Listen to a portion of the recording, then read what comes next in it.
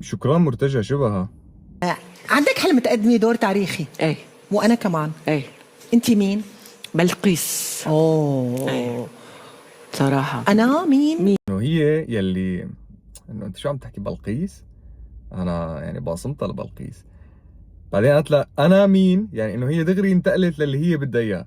فهي بالاساس سالتها السؤال، هذا اسلوبها عند ناس يعني، انه بتسالك السؤال مشان هي تصل لهي الجواب اللي هي محضرته.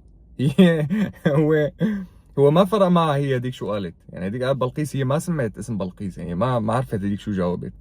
مين؟ أنا مين؟ أم ياسر. هاي الشخصية ايه حتى نزلت آية قرآن طبعا. هي في في وحده اسمها ام ياسر نزلت فيها آية بالقرآن. ام ياسر طبعا صبرا آل ياسر طبعا. فإن موعدكم الجنة. صدق. هي ام العمار بن ياسر رضي الله عنه، فهي اسمها ام عمار. ام ياسر لا، ام ياسر غلط. طب هذيك اصلا ما عرفت. هي شوي لما قالت ام ياسر قبل ما تقول الآية، يعني هي شلون عرفت انه هي قصدها ام ياسر يلي هي ام العمار بن ياسر؟ فهي شكلها شكلها شكران مرتجى ناشرتها للمعلومة بالوسط، انه كذا ام ياسر راحت ام ياسر ام ياسر رجعت، يمكن بسموها ام ياسر بالوسط الفني. شو القصة هي؟ صبرا آل ياسر انا موعد حديث، هذا حديث، هذا حديث والله. شو بتحبي كمان تلعبي ادوار؟ ام عيسى؟ ام عيسى يعني انه ست مريم يعني مثلا.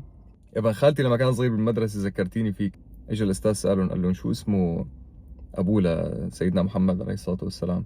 عمل له هو ابو محمد. انت نفس الشيء هلا، هو هذاك قال ابو محمد، هذاك عمره 10 سنين كان حقه هو يقول ابو محمد، وهو جواب صحيح على فكرة. يعني هو ابوه لسيدنا محمد اسمه ابو محمد. تخيلي انت هيك جابوك اول يوم تصوير وانت تقولي له انه والله بدي اعرف انا، فينا نحط المشهد لما نزلت الايه تبع صبرا آل ياسر ما بدكم جنبي، قلعوكي دغري من وقفوا التصوير بأرضها يعني. عرفتي شلون؟ طولي بالك علينا شوي ايه، بس يعني ما في شيء تاني. يلا سلام.